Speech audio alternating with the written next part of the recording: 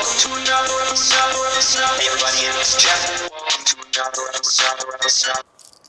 Hey everybody, it's Jeff. Welcome to another episode of Stay Rad Wine Blog TV. So I've got a wine that, at this point you're probably going to recognize the name. I've been going through my samples of Villa Belangelo, ever so slowly over the course of the last couple of months. I saved, I guess what I would say is the best for last. This is the Belangelo 1866 Reserve. It's their 2012 Riesling. Villa Belangelo, a great white wine maker, great Rieslings, great Gewürztraminers from the Finger Lakes region of New York. Now, I wanted to highlight this wine, but at the same time, I wanted to do something just a little bit different because I had also recently received a sample of a couple of these dropper bottles right here. These dropper bottles, they're labeled as just the wine. And the idea behind these things is that you put these drops inside of your wines and they essentially precipitate out any sulfites that would be in your wines. There's a lot of discussion as to, whether or not we should be adding sulfites to wines. All wines have sulfites in it, and white wines have more sulfites in it. It's about preserving the wine. It's about making sure that you're not getting a secondary fermentation with white wines when you really don't want one. But some people do claim to be sensitive to sulfites. So for all you sensitive folks out there, I'm trying this just for you. I'm not sensitive to sulfites, but some people claim that it's sulfites that give people their headaches when they drink certain wines. Sometimes I think it's the alcohol, but that's another story. I thought the most fair thing to do, because, I can't do this big time scientific study and see people's reactions over time with and without this and how they're doing with these sulfites.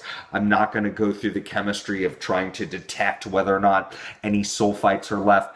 Instead, what I've got is 2 6-ounce glasses of this exact same Belangelo 1866 2012 Reserve Riesling from the Finger Lakes. One of them has drops of just the wine in it, and the other one does not. The directions, they say for each 6-ounce pour, you should add 3 drops of just the wine, swirl it around, which I'm doing right now.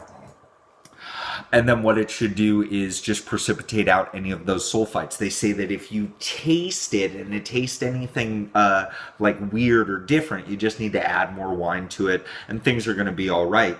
So what I did was I added drops to just one of these, and then I left the room and I had my beautiful wife Kara add these mustachioed wine charms to it. So I got a blue one and I got a green one, and then she wrote down on the bottom of a stack of Post-its which one had the drops in it. So really I'm just going to taste through this and see if I see a difference between either one.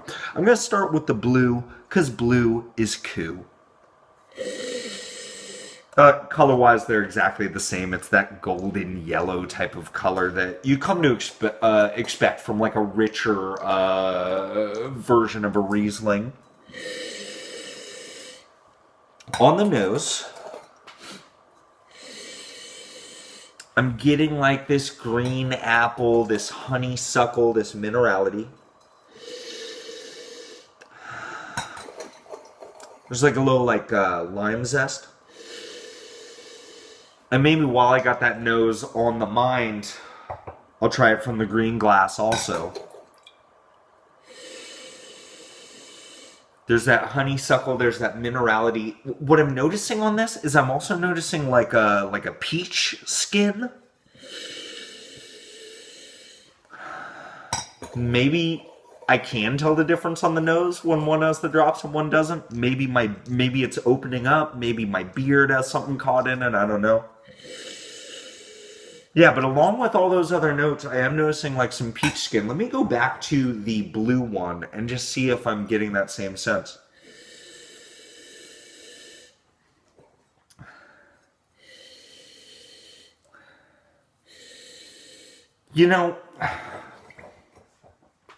So the peach skin is on both of those. What I would say though is The one with the blue mustache on it, it's got almost like a salinity to it on the nose that I'm really not sensing from the green one. So I am noticing a little bit of a difference on the nose. It's very, very subtle, and it could just be, maybe I didn't rinse the glasses properly. I don't know. I've had comments about that before, but just something to keep in mind. Now I'll go for the nose. So from the blue one, that the only difference I was noticing is that there's a little bit more salinity on the nose. On the palate,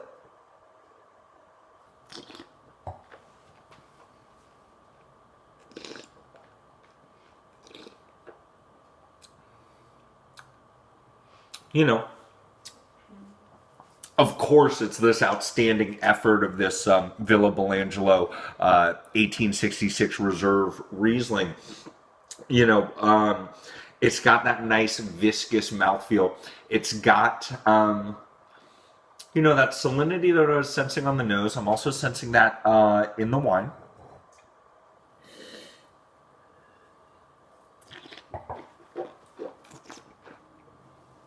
A little bit of residual sugar there. As I'm looking on the back of the bottle, they're calling it a medium dry, so there's definitely more residual sugar. It wasn't fermented completely dry, which I respect from a really well-made Riesling. When they're not so well-made, I'd like it to be more dry, but this has enough acidity to balance that out.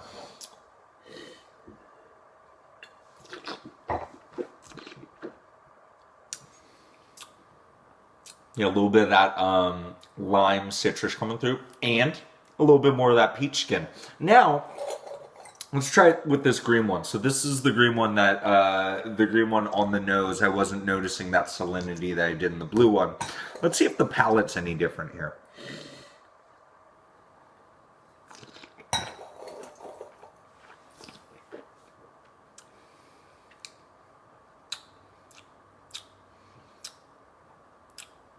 So the green effort, I'd say flavor-wise, it's very much the same. Maybe I am, and you remember, as you recall on the nose, I didn't notice that peach until I got into the nose on the green one.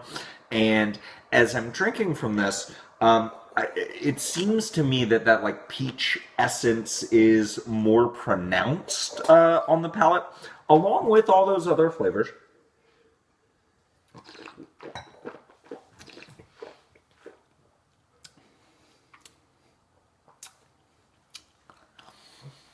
Feels like it's a little bit fuller.